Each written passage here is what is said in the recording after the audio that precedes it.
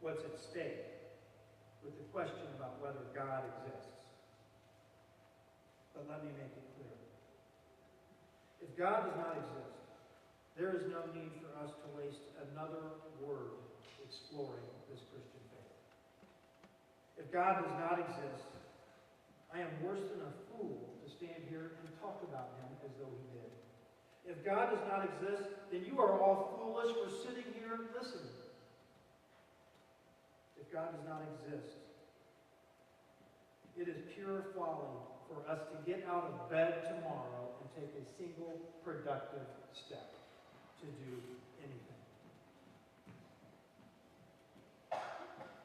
If God does not exist, life has no point. If God does not exist, there is no meaning, there's no purpose. If God does not exist, I have no reason to get out of bed ever again. Somerset Maugham, in summing up, put it this way. If one puts aside the existence of God and the survival after life as too doubtful, one has to make up one's mind as to the use of life.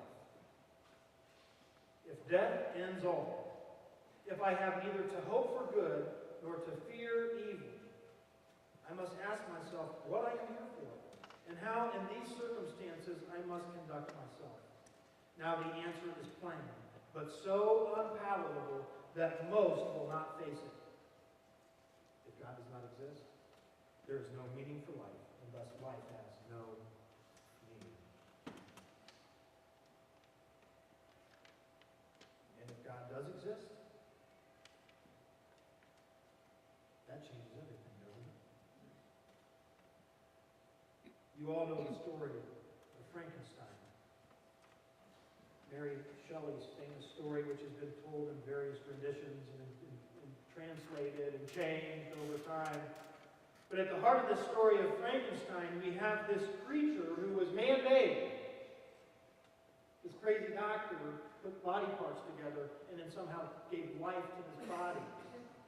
And through all the horror that follows this guy around, there's really a quest at the heart of this created thing. There's one thing that this Frankenstein creature must know. There is one thing this Frankenstein creature is desperate to find. He's desperate to find the man who made him so that he can understand who he is and why he exists.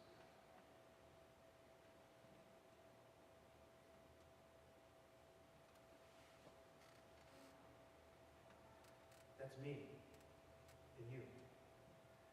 I understand that if I am to make sense out of life, if that I am ever going to discover my purpose for living, the path I am to walk, then I need to find and to know the one who made me. And so, how do we know that God exists? It's a great question, right? How do we know that God exists? And some people might say, some people do say, prove it. Prove to me that God exists. And it's only right, I suppose, to want to know, since it's the foundation upon which everything else turns. How do we know that God exists? I will tell you something that if you have not already heard it and embraced it, will change your life. Because I can tell you this morning how you can know for absolutely sure that God exists. Do you know how you can know that God exists? I'll tell you. Because you already know. You know, we spend hours. There have been volume after volume after volume of books and treatises written to try to logically, rationally prove the existence of God. And I will tell you, some of that may be helpful in us thinking about God, but the truth of the matter is, it's by no means necessary. Because the way we know is that we already know. And I'm not talking about some of us, but all of us. In Romans chapter 1, Paul says concerning sinful mankind who suppress the truth by their wickedness, since what may be known about God is plain to them, because God has made it plain to them. Speaking of mankind.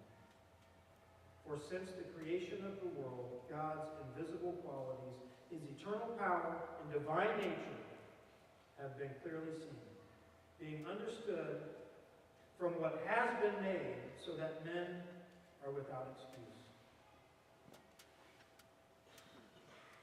God makes himself plainly known, plainly apparent, plainly existent to all of us through what he's made.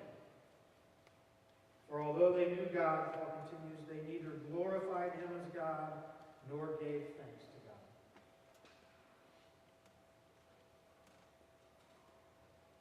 There's a remote island in the Indian Ocean called Amsterdam Island, which is the annual birthing destination for more than 500 expectant mother seals.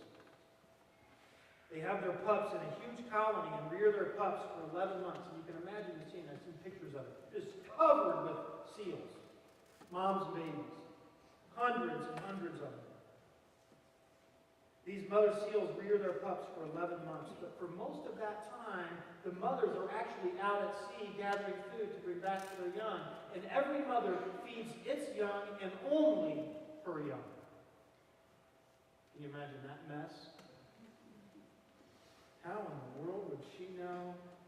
Because you've heard it said. I mean, it's wrong of us to say it, but all seals look the same. On return, with the food, each mother seal has a distinct individual call that only her young will respond to. In fact, a mother seal will not first leave her pups until she is sure that her pup recognizes her call. This instinct in a seal pup to recognize its mother is the key to its recognition. One of the measures of God's amazing love for us, one of the things that we ought to be eternally thankful for, is that God created us in such a way that he hardwired us to recognize him. He created us in such a way that we recognize our Creator. That we know he's there. I will share an assertion with you that I hold to be true with all my heart. And that is this: there are no atheists. I don't think there's an atheist in the world, nor has there ever been. There are only, an atheist is no more and no less than a person who hears God's call and refuses to answer it. That's an atheist. How do we know he's there? Because we know. He's hardwired us. But then, praise be to God, he also gives us these clues to remind us and to prompt us and to encourage us that, yes, I'm here. In Timothy Keller's book, The Reason for God, he describes these promptings, these reminders as clues that God has left for us in the world around us.